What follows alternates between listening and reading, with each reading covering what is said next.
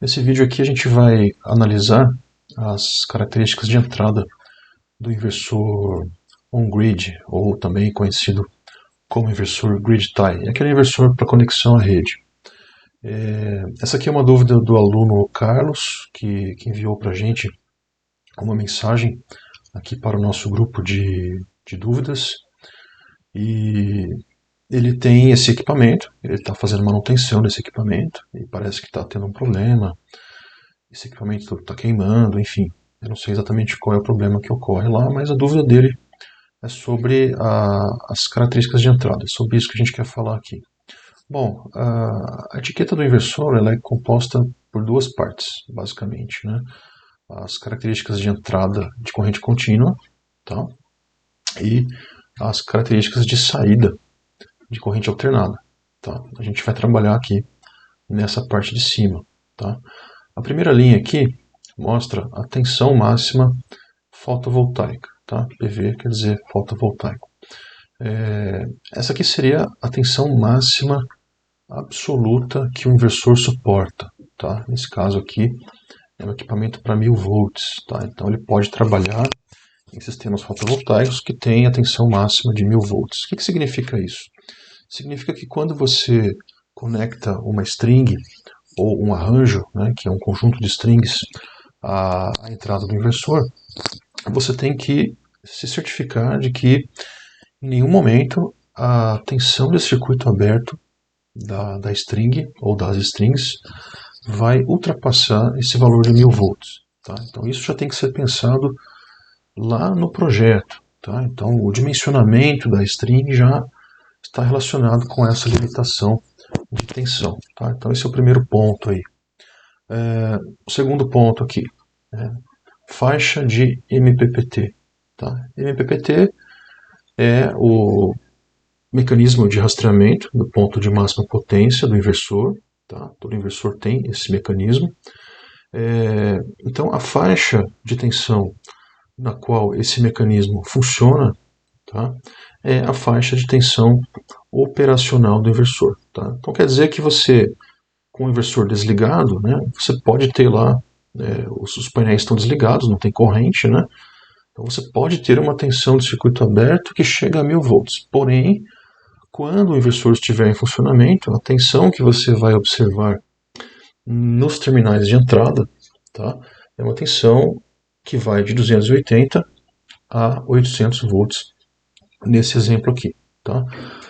Isso também é pensado já na etapa de projeto. Tá? Então, o ponto de máxima potência, tá, da sua string ou do seu arranjo tem que estar situado nessa faixa de tensão. Então, como é que você controla isso? Como é que você prevê isso? Né? Você planeja isso? Determinando um número mínimo ou um número máximo de módulos que você pode ter em série, tá? E a tensão de máxima potência do conjunto, tá? Tem que cair dentro dessa faixa aí, tá? Então, resumindo, né? Nessa segunda linha aí, a gente tem a faixa de tensão operacional do inversor, tá? Aqui na linha seguinte, a gente tem a corrente máxima que o inversor suporta na entrada, tá? Nesse caso aí, é um inversor que tem duas entradas, então aparece aí, né, a corrente de 33 amperes vezes 2.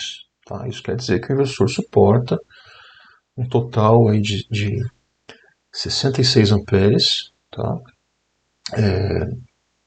De entrada, sendo que são 33 amperes por canal, por entrada.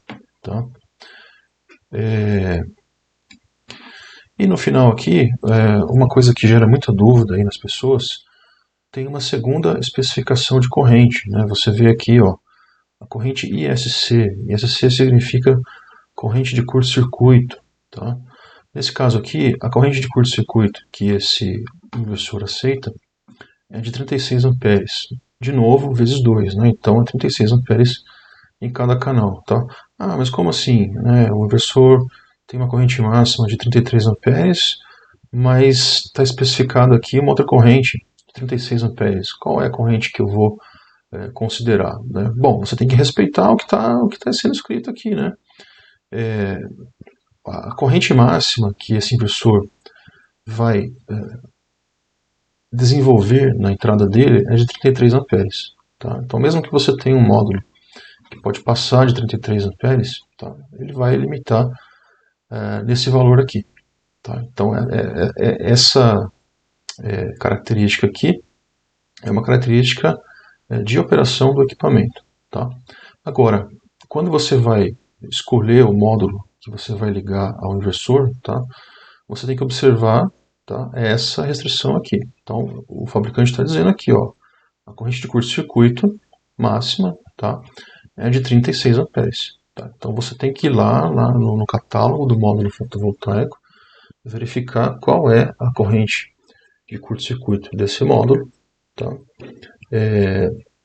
E aí, você tem que ver quantas strings você pode colocar em paralelo, tá? Sendo que, no máximo, a corrente de curto-circuito do arranjo pode ser de 36 amperes. Tá? As duas correntes estão, de certa forma, relacionadas, né? Porque um módulo que tem uma corrente de 36 amperes, ou uma string, um arranjo, na verdade, né? Nenhum módulo tem uma corrente dessa, mas um arranjo, tá? Nesse caso aí, a gente tem um valor de 36, né? Isso aqui é um inversor mais antigo, né? Dá para perceber que é um inversor um pouco mais antigo. E ele está adequado, né? Ele foi projetado para trabalhar com módulos mais antigos, que tinham correntes de curto-circuito de no máximo 9 amperes. Tá? Então, nesse inversor aí, daria para você ligar 4 strings em paralelo, tá? Cada uma com 9 amperes de corrente de curto-circuito, totalizando aí 36 amperes por canal. Tá? E aí, se você pegar a folha de dados do módulo, você vai ver, né? O módulo que tem uma corrente de entrada, aliás, uma corrente de curto-circuito de 9 amperes, vai ter uma corrente de máxima potência, né, ou seja, uma corrente de operação próxima aí de 8, alguma coisa, que vai dar próximo de 33 amperes. Tá? Então as duas correntes estão intimamente relacionadas. Tá? Mas qual que eu devo respeitar na hora de projetar o sistema, na hora de escolher os módulos que eu vou ligar? Você tem que respeitar o pior caso aqui, tá? Que seria a corrente de curto-circuito, tá? Que não pode passar de 36 amperes. Se você colocar nesse inversor um arranjo, né, que ultrapasse esse valor aí, pode funcionar, tá? Só que você está desrespeitando o que está escrito aí na etiqueta, está desrespeitando as especificações do fabricante, e você pode ter problemas, né? Na hora que, enquanto estiver tudo funcionando, está tudo bem, né? Mas você pode ter problemas depois com relação à garantia, enfim, tá? Então tem que respeitar esse limite de corrente.